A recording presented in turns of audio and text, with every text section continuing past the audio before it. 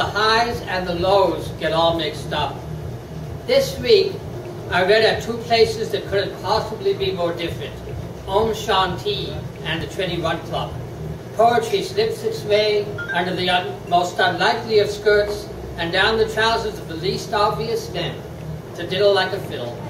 I am drunk this week on tea and sympathy. Tuesday night, Om Shanti, a tiny, mystical, cozy closet of a spot on 14th Street between Mission and Van Ness. Cushions, eastern wall hangings, bookcases, sit on the floor, soothing music. Have I stumbled into 1972? A hippie-looking fellow, nearly naked, with a body to die for, deep brown eyes, waist-long hair, sits with a guitar behind the tea table, serving endless cups of various teas.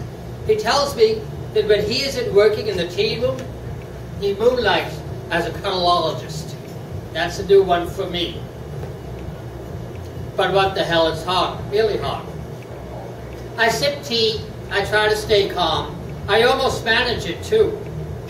The cuddleologist plays something vaguely Indian on his guitar. I drink tea, try not to melt, a few people wander in. A guy who reads aloud some poetry of D.H. Lawrence, a French-speaking girl, a burner, several burners. It comes time for me to read and most of the audience leave before I start. I say something snarky but stand to read anyway. The few that remain are wonderfully attentive, softly applauding, crying, even at the moving parts. Each of them also reads a poem or two. It's gentle, it's sweet, it's a loving community. Do you have a heart for hippie and burner love? You might enjoy the reading to Om Shanti. You can sit at the tea table as long as you like drinking endless cups of an unbelievable variety of teas. The company will be kind.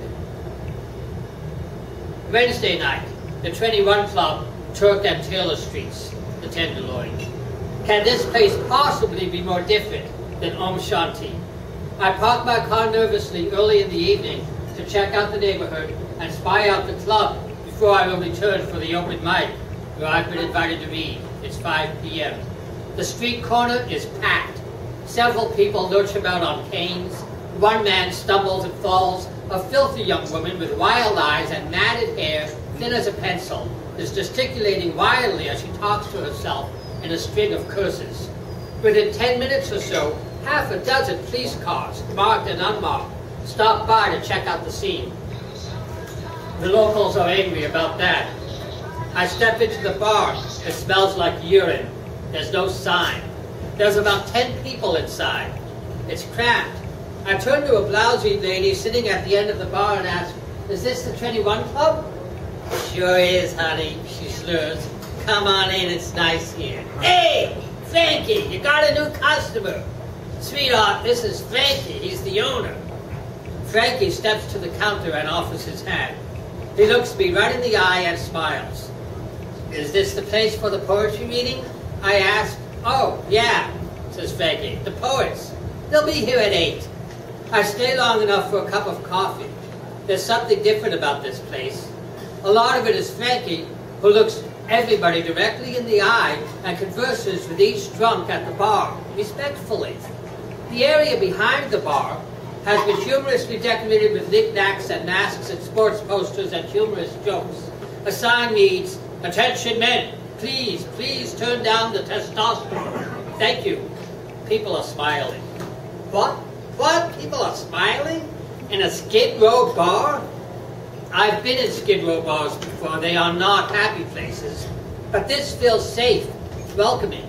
I start to understand how it is that so many Yelpers and even Esquire magazine have described the club as the finest dive bar in the world and celebrated Frankie as the finest dive bartender. I wonder if I've met some sort of saint. I leave the 21 Club to get a snack for dinner. I walk up Market, and within a block, I encounter Neiman Marcus and tourists and fancy restaurants and upscale toy stores and brash street entertainers and all that noise. And it all feels less real and even less happy than the bar stools on Frankie's turf. I grab a bite and return to the club. It's 8 p.m. and the poets indeed are arriving. Ed Bowers, who runs the open mic, arrives with his microphone and keyboard to accompany the poets with improvised jazz. Charlie Getter is here with a troop of corner kids, all the usual suspects. The ubiquitous Evan Carp walks in with what else? A video camera. Readers sign up and the show begins. The Skid Row regulars at the bar take it in stride. Some have seen this before.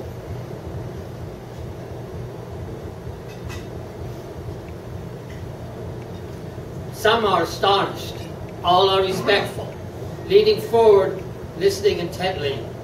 I sense they are proud that these young people have come to read for them. They seem to acquire a fresh degree of dignity, sit up straighter, shush one another, offer to buy drinks for the poets. Frankie beams over all. I am strangely moved. It happens the first Wednesday of every month. Still happening. Hour of hours. There's nothing quite like it. Thank you.